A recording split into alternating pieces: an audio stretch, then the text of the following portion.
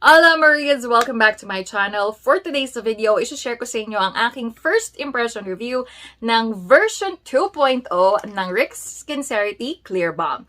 If you want to know more about this product, then please keep on watching. Maria, Maria, Maria, Maria, Maria. Yes guys, nag-release na ng bagong version ang Ryxskin ng kanilang Clear Balm. And I've been using it for the past 3 days. Yes, 3 days pa lang. This is just part 1 ng ating review because napupuno ang memory ko.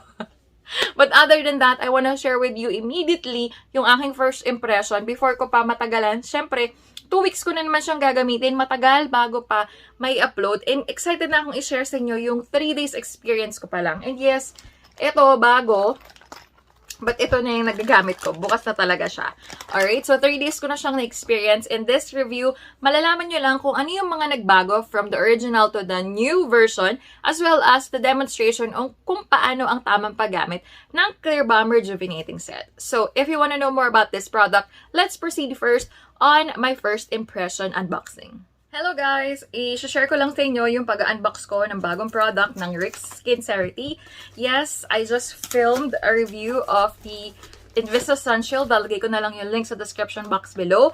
And I'm so excited kasi mayroon na naman silang may bago na naman silang product na revamp ng kanilang Clear Balm. So, ito na yung bagong packaging ni Clear Balm. It comes with a pouch and of course, may paganito for instructions. And meron na siyang travel-friendly pouch. So, pinaganda na, mas pina-advance na rin yung formulation niya. So, ito pa rin yung soap. Malaking-malaki pa rin yung soap niya. And then, ito na yung kanyang toner. Ang ganda talaga. Napaka-aesthetically pleasing. And for sanitation purposes and of course, for packaging na napakaganda, in-improve na nila yung day and night cream. Ito na yung itsura ng kanilang packaging. So, basically, merong dalawang cream, may toner, and may soap. Ganun pa rin yung laman ng isang set. Pero, mas pinaganda na yung packaging with the travel pouch. Reusable travel pouch. So, pinakita ko lang sa inyo yung itsura niya sa packaging bago ako mag-start gumamit nito ulit. Yes, itetesting po natin kung mas maganda ba yung bagong version ng Ryxskin Clear Balm. So, I'll update you in the coming days. This will be our day 0. Siyempre, wala ka masyadong blemishes. Pero, I'll share with you tomorrow morning kung ano talaga yung bare face ko. Kasi ngayon, may sunscreen, may lip tint, and may lip and cheek tint pala, and merong eyebrows. So, I'll share with you tomorrow my bare face, yung talagang bare na bare, in the natural sunlight. So, see you guys. Guys, so I will be using now the Ryxskin soap. I'm about to take a shower. So, sisimulan natin yung paggamit niya. Halos kakulay ko siya. Ayan, so just sharing that with you kasi wala akong anything dito sa bathroom. So, I'll just show you na yung soap gagamitin ko today. Hey guys, this is day 1. Day 2 na pala. Day 2 kasi kahapon yung day 1 na ang paggamit natin ng Clear Balm 2.0. So, just wanna share that with you. Kakaligo ko lang. So, kanina, yun na nga, pinakita ko sa inyo na ginamit ko na yung soap. Kasi diba kagabi hindi ako naghilamos. Toner na diretso. So, this is our day 2. So, I'll give you an update tomorrow.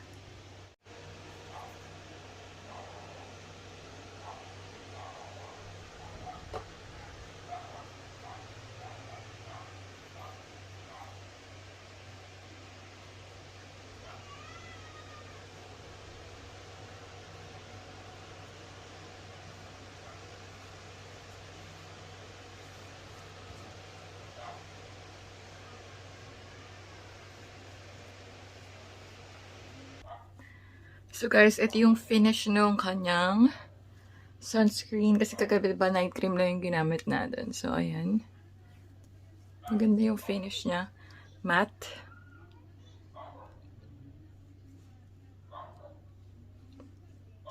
Yes, mattifying yung finish niya. Hey guys, day 2 ng paggamit natin ng Ryxskin Clear Balm 2.0. And ayan yung itsura ng aking face. After sunscreen yan. And nagna-night cream ako every time para mas mapabilis yung ating effects. So, ayun. Oh, diba? Day 2. Day 2, day 3. Alright, Marias. So, dahil nga ang dami na nagre-request sa akin ng updated version ng Clear Balm, ito na nga tayo ngayon. So, of course, hindi ko mabibigyan ng 7 days or 2 weeks update as of the moment kasi atat na kayong malaman kung ano bang meron or difference ng version 2.0 from the original version. So, I decided na gagawin ko na lang to ng 2 parts. First part is my first impression and demonstration how to use it. And the second part is after 10 to 14 days or kung gaano man katagal ang iaabot ng isang package. So, this is how it looks like when you purchase it. Kalagay Ryxskin Clear Balm. And of course, yung mga instructions sa likod. So, basically, ito yung nagamit ko na. Third day ko na ngayon. Yung sabon ay nasa CR or bathroom. And ito yung kanyang toner. Kita nyo naman sa reflection, nandito na siya. And of course, yung dalawang cream. So, ano nga ba yung mga changes na meron from their original packaging to the new one and when it comes to formulation? Of course, meron tayong cheat sheet kasi I did my research, however, hindi ko naman siya makakabisado, no? So, first of all, it is an exfoliating kit that does not have the peeling effect or very less if possible depending on, of course, sa dead skin cells na meron sa face mo and depending sa reaction ng exfoliant doon sa mga meron kang parts na kailangang i-exfoliate. And then, pinapromise din ito na maging reduced na yung redness unlike before kasi if you're not familiar, insert perhaps a small clip from my original video from their first version na talaga namang namula yung face ko and bonggang-bongga rin naman yung peeling. Pero ngayon, gusto nilang ipakita na wala nang tiis gandang kailangan maganap. Pwede ka nang gumanda at maka-achieve ng effect ng exfoliation or ng mga rejuvenating set without the tiis gandang hapdi and pamumula. So, from their website, sinabi nila na it is now redeveloped to be more adaptive sa new normal. So, it's difficult na palabas ka ng palabas or palabas-labas ka ng nakamask while you're rejuvenating. So, hindi advisable yung nagkakos ng friction from the mask, remove balik while you are peeling. And of course, if you're not putting too much protection, too much talaga, kailangan too much protection from the sunlight kapag nagre-rejuvenate ka, tapos nasa labas ka, and pinapawisan ka with all the mask and face shield, syempre, magkakos din niya na pwedeng masunog yung mukha mo kasi nga, nagpipil ka, tapos naaarawan ka.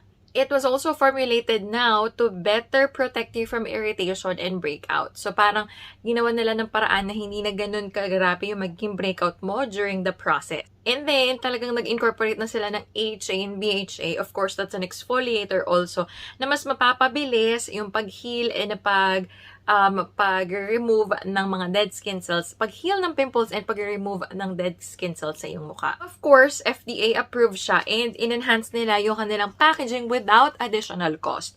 This is now more travel-friendly, talagang sobrang travel-friendly talaga. Even if I'm not traveling. Kasi kukunin ko lang tong pouch na to. Of course, nasa CR yung aking sabon.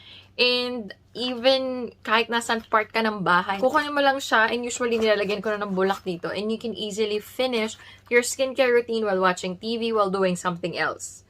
Of course, kailangan malinis yung kamay mo. What I'm saying or what I'm trying to point out is very accessible siya and travel-friendly. And one of the main reason bakit nila binago is because to address all those primary concerns from the first version. Of course, kaya naman talaga nagkakaroon ng enhancement and improvement para talagang magkaroon ng innovation when it comes to formulation as well as, yun na nga, packaging na bago na rin niya. And they are claiming to be no pamumula, no tuklap, no tiis ganda, with a very tolerable sting. Well, in fact, talagang tolerable na yung sting nila, pero meron talaga. On the third day ko pa lang kanina, iiwasan nyo talaga yung dito, sides ng nose, side ng mouth, and of course, sa palibot ng mata.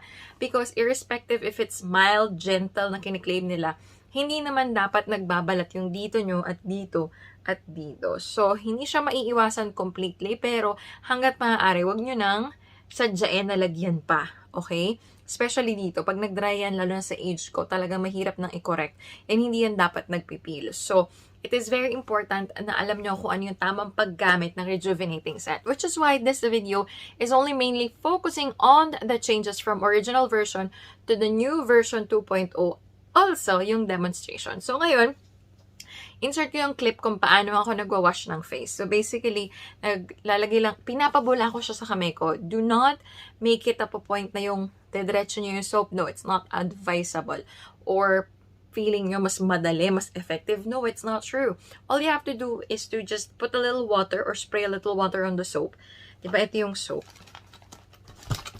Kikis-kisin nyo lang yung nasa top. Doon lang kayo kumuha ng bula. And yung bulang yun yung ilagay nyo dito. Dito, oh. Diba? Hindi ko din nilalagay nyo dito ko. Ito yung bula. Dito. Upwards, outwards. And sa nose, huwag nyo sadyain dito sa gilid na to. And iwasan nyo ito. So, upwards, outwards. Dito lang. Upwards, outwards.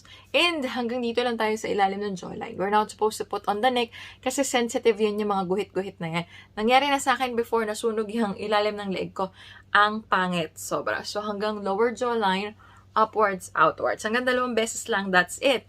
Huwag mo nang patagalin, banlawan mo na agad. Kasi nakaka-dry ng face kapag sobrang tagal. Although hindi naman nakaka-irritate, but it's best na wag nyo nang intayin magkaroon ng irritation bago nyo pa sabihin na, oo, na-irritate yung skin ko. Kasi we'll never know kung gaano gaan or kabigat yung magiging reaction ng face natin sa isang product unless, ayan na, paga na yung mukha mo. Now, for the toner, ganito lang yan. You're gonna put in a cotton. Wala akong cotton sa malapit. Ito lang, tissue to. Pero cotton dapat, kasi matigas to eh.